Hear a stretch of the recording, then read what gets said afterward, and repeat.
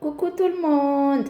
Mbola toy astuce mikasiky feuille de goyave igny izy ty na ravin-gavo zegny baka nisasako nadio zegny fagnaivana azy ty baka nisasako nadio tsara bekiny de jeudi aminjay zegny atsika i-rincer volo amin'ity rano ravin-gavo fa baka nandrahoegna ty de ataotsika karaha igny zegny izy.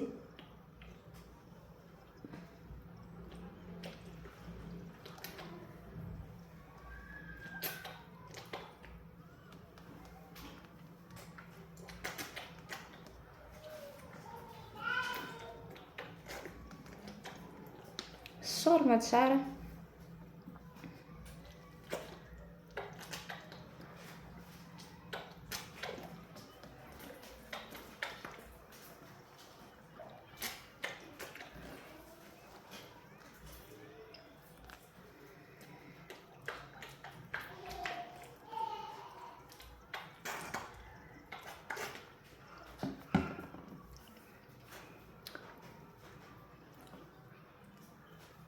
De karaha igny zegny izy koa fa vita.